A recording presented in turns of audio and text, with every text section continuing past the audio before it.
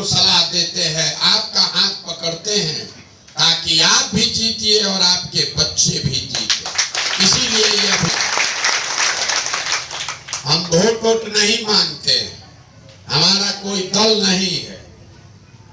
लोग कहता है कि भैया बताइए नहीं किए कि वोट किसको देना है, तो बिहार में सुधार कैसे होगा। वोट काहे नहीं मांगते?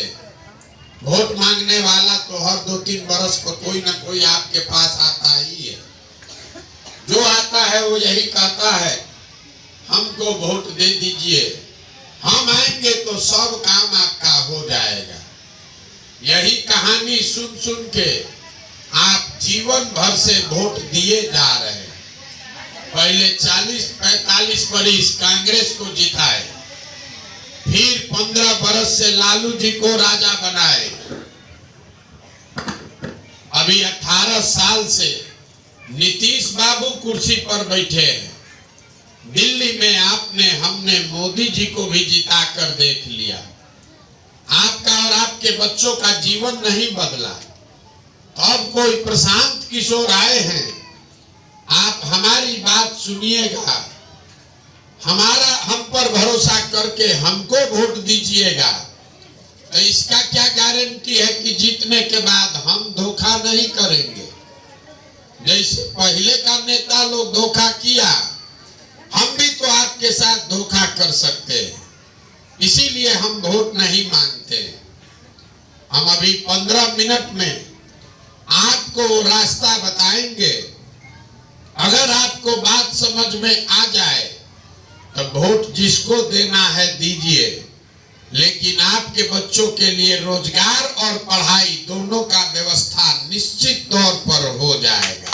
आपका रास्ता खुल जाएगा। और रास्ता बताने के लिए हम कोई भाषण नहीं देंगे, आपसे कुल जमा 4 गो सवाल पूछेंगे। आप सवाल का जवाब दीजिए, हाँ या ना बोलना है। आप सवाल का जवाब दीजिएगा, आपको अपने आप दिखेगा, अभी समझ में आएगा कि आपकी गरीबी का, बदहाली का कारण क्या है और इससे निकलने का उपाय क्या है। जवाब सब आदमी को देना है।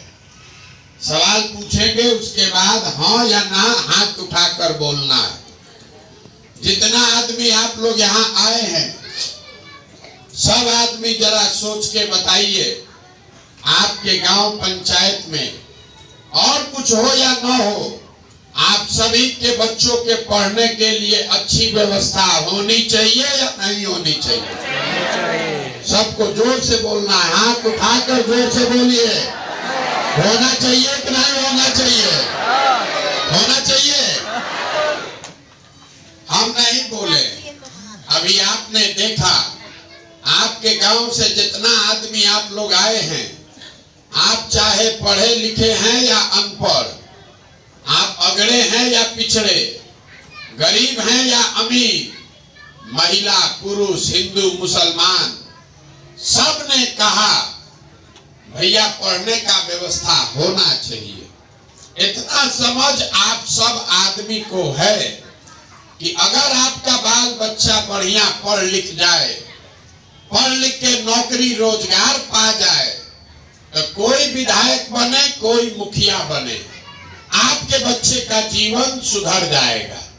इतना बात आप सबको बुझा रहा है।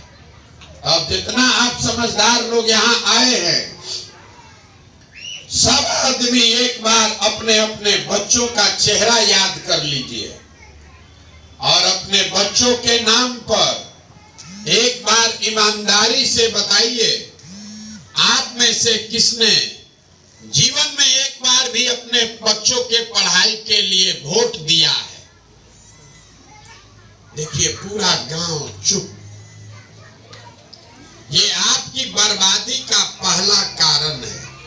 अभी कितना जोर से बोले हैं, हे भैया पढ़ाई होना चाहिए, लेकिन जीवन में कभी पढ़ाई के लिए वोट नहीं दिए।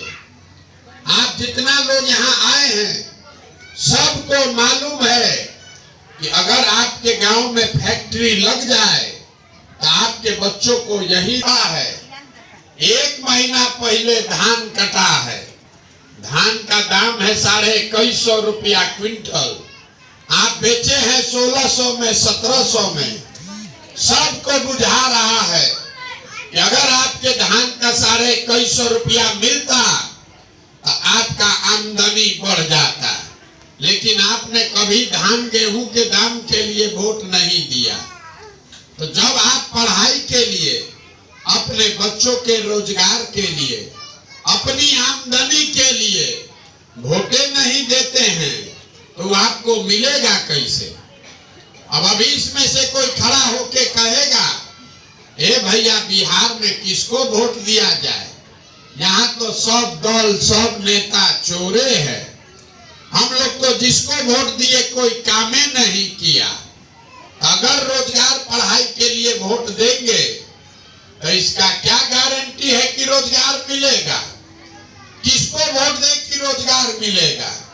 हम आपको अभी रास्ता बताएंगे, वोट जिसको देना है दीजिए, लेकिन जो रास्ता बताएंगे वैसे दीजिएगा तो आपके बच्चों को रोजगार और पढ़ाई मिलेगा ही मिलेगा।